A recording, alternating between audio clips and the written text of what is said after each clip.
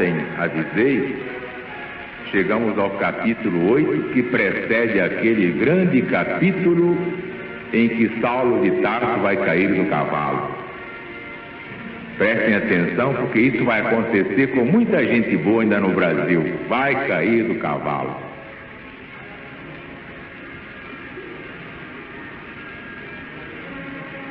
Naquele dia, se levantou uma grande perseguição contra os cristãos em Jerusalém. E todos, exceto os apóstolos, foram dispersos pelas regiões da Judéia e Samaria.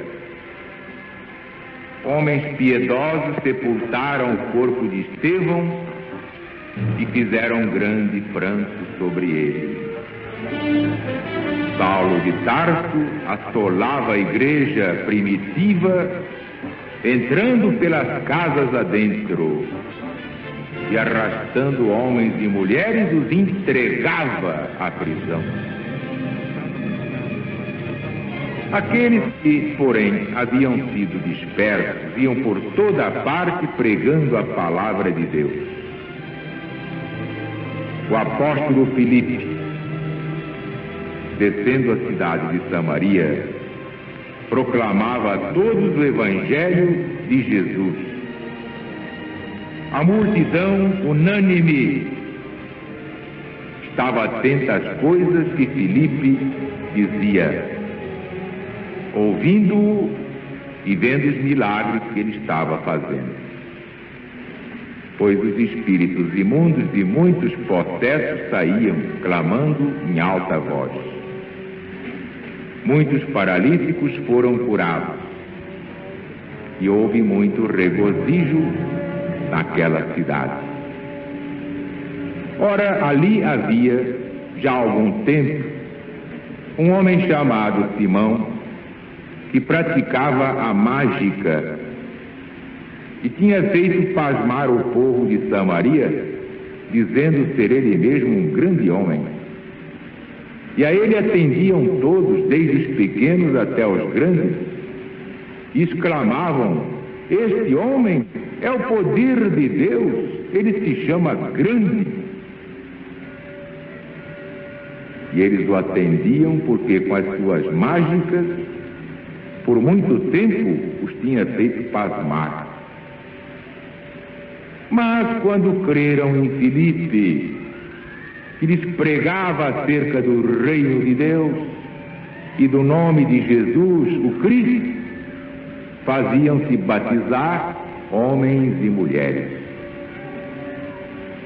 O mesmo Simão também creu, e depois de batizado, estava continuamente com Filipe e se admirava vendo os milagres e grandes prodígios que se faziam em nome de Jesus.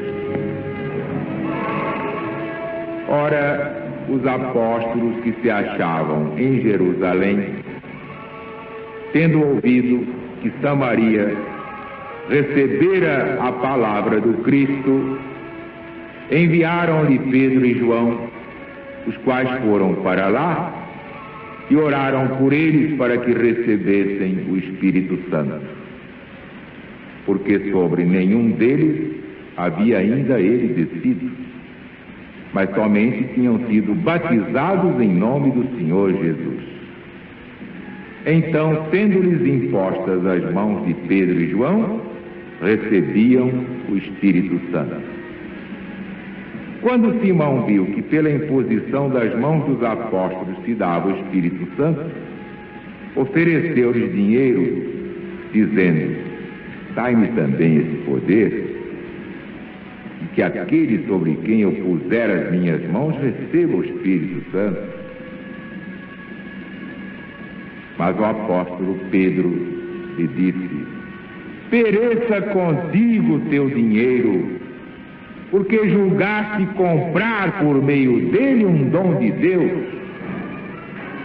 Tu não tens parte nem sorte nesse ministério, porque teu coração não é reto diante de Deus. Arrepende-te, portanto, desta tua baixeza e roga ao Senhor que, se é possível, que seja perdoado esse pensamento mau do teu coração. Porque vejo que estás num fel de amargura nos laços da iniquidade. Então disse Simão: rogai vós ao Senhor em favor de mim, para que nada do que haveis dito desça sobre mim.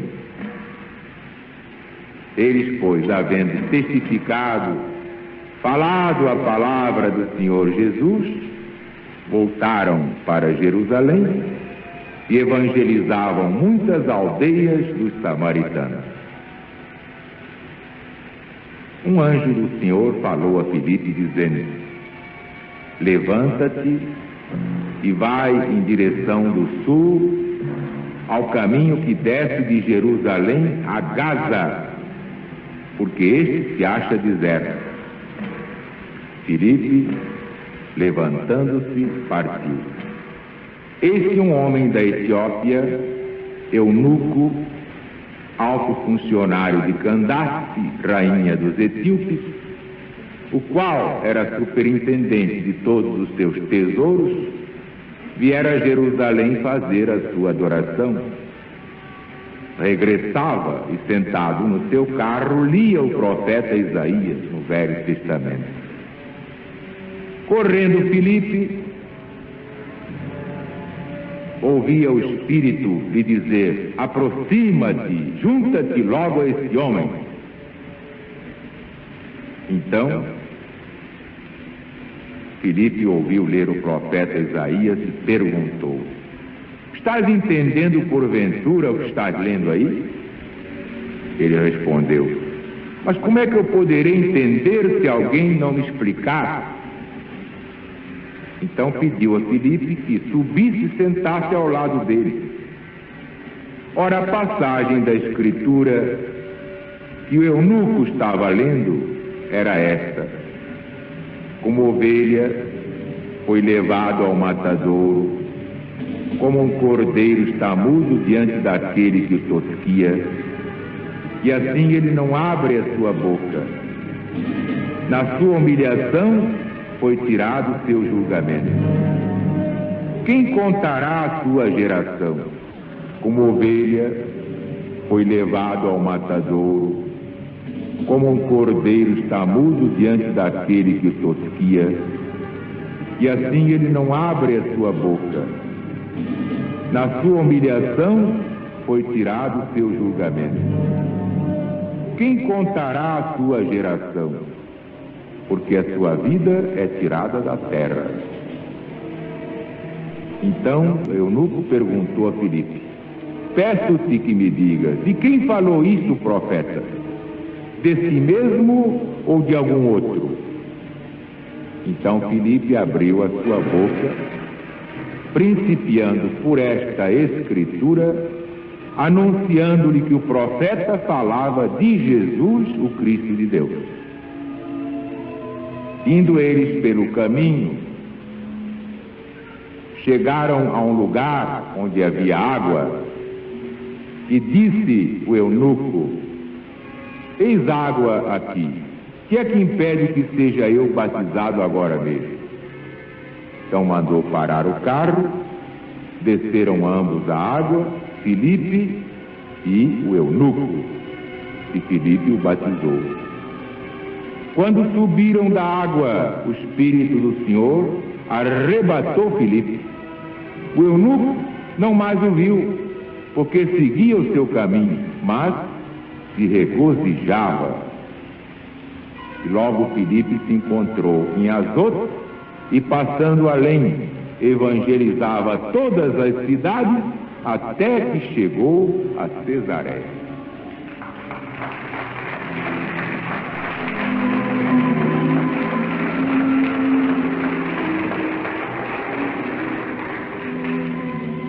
Ah, meus amigos, meus irmãos, eu sei muito bem que aquele que lê o Evangelho sem saber o que está atrás das letras fica meio decepcionado e não entende a beleza que há nesta narrativa. Este caso, por exemplo, de Filipe. Um anjo do Senhor falou a Filipe, dizendo: levanta-te e vá em direção do sul, ao caminho que desce de Jerusalém a Gaza. Este se acha deserto. A Bíblia está cheia dessas passagens. Esses anjos, quer dizer, os espíritos de luz, estavam a serviço do Cristo junto aos apóstolos para a implantação da fé. Tanto que os antigos, ainda não preparados, tomavam o anjo pelo Senhor Deus. Na narrativa do Pentateuco, inúmeras vezes se fala de Deus quando na verdade era um anjo. Era apenas um emissário de Jesus, quanto mais o próprio Deus. Ou se não era Jesus. Isto prova o quê? Que os chamados fenômenos espíritas não foram inventados por Allan Kardec. Eu acho graça nessa infantilidade. Meu Deus do céu, o Allan Kardec é do século passado. Isto aqui tem 4 milênios. 4.000 anos, quando o Espiritismo nem sonhava ser codificado.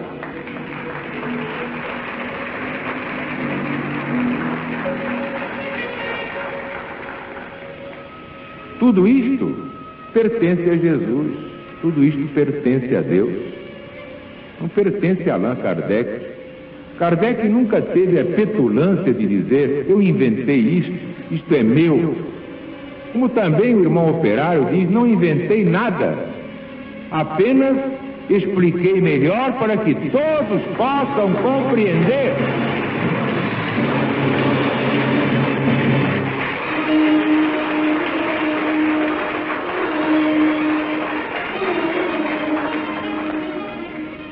Às vezes, nem todos viam o anjo, prestem atenção, só a pessoa que no caso aí era o apóstolo Filipe. Por quê? Porque ele era vidente. Então, sendo vidente, ele via o anjo.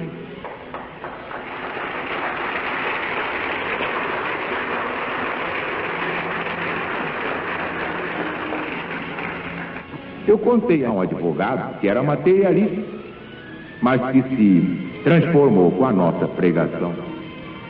Contei a ele o caso de um grande criminalista, um grande advogado, um grande vulto das letras forenses, digamos assim, porque ele é sempre citado, César Lombroso, tanto que ele foi o autor da teoria do criminoso nato. Certas pessoas trazem os traços e demonstram que já nasceram para matar. César Lombroso era tão materialista que lançou essa teoria do criminoso nato, do homem que já nasceu criminoso e cuja missão é matar. E lá razoava com a sua cultura jurídica. E era materialista, não acreditava em nada. Um dia, Lombroso estava no seu gabinete, no silêncio da noite. E daí a pouco ele vê um vulto. Ele começou a levantar os olhos, com muita surpresa viu que era a própria mãe dele. Levou um susto danado, porque mesmo sendo a mãe da gente, nessas horas que o negócio assusta. Pois bem, ela mesma começou a falar: não se assuste, meu filho, sou eu, sua mãe. Vim para lhe dizer que você está num caminho errado, você baixou no morro errado. Mas como? Meu filho, agora eu estou do lado de cá, você vê que eu não morri. Como é que você vem acreditar na morte? E como é que você vem dizer que alguém nasce para matar? Que há o criminoso nato? Meu filho, isso é uma barbaridade diante de Deus. Deus não cria ninguém para ser criminoso nato. Ele ficou num impacto, perdeu a voz, não pôde argumentar com a própria mãe. No dia seguinte, à mesma hora, voltou a velhinha lá. Cezinha, sou eu, filhinho. Ô, mamãe, que há? Já estava mais encorajado. Até que se habituou, passou a falar com o espírito da mãe como se ela estivesse viva na sua própria casa. Claro que isso mudou completamente a linha lombrosiana. Ele próprio já era um tipo lombrosiano, àquela altura, vítima da sua própria criação. Pois bem, renegou a tese do criminoso nato, passou a ser um espiritualista 100% e um dos mais categorizados que nunca se deixou levar por fantasia.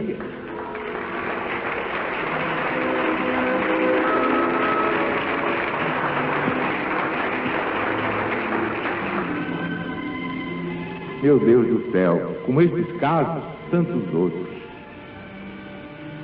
O caso de um cientista que se convenceu da realidade, da imortalidade da alma, com um fato pitoresco. Ele sentado em sua mesa de trabalho, escrevendo, daqui a pouco começou a sentir que estava meio tonto, e começou a se desprender, daqui a pouco ele estava no teto vendo o próprio corpo dele. Mas como é que pode, se eu estou aqui, como é que eu estou lá? Depois de muita tonteira, ele descia devagar e aterrissando até entrar no corpo. O que é que isso prova? Todos têm esses dons que independem de qualquer codificação feita por homens.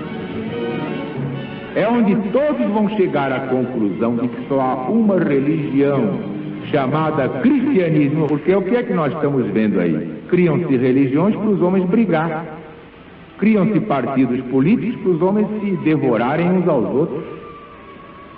Toda divisão é apenas um pretexto para fazer campeonato de briga.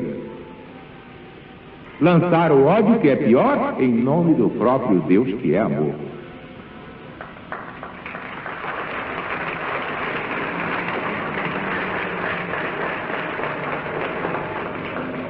Esta é, infelizmente, a verdade. Coisas de crianças traquinas. Crianças que brincam com traques de bomba. Vivem se digladiando, se guerreando por causa de Deus e do Evangelho. Espera aí. Pelo contrário, está no Evangelho e a advertência do nosso Mestre. Mais se exigirá de quem mais recebeu. Quem fala em nome de Deus não pode pregar o ódio, de modo algum.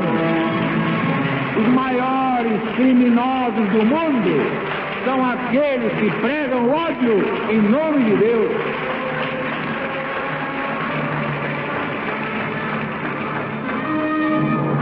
Por isso é que baixou esse plano das formas, a LBV, para mostrar aos religiosos que Deus é amor e nada existe fora desse amor.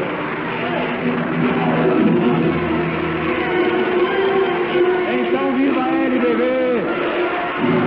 viva o PBV, viva o Brasil e viva Jesus!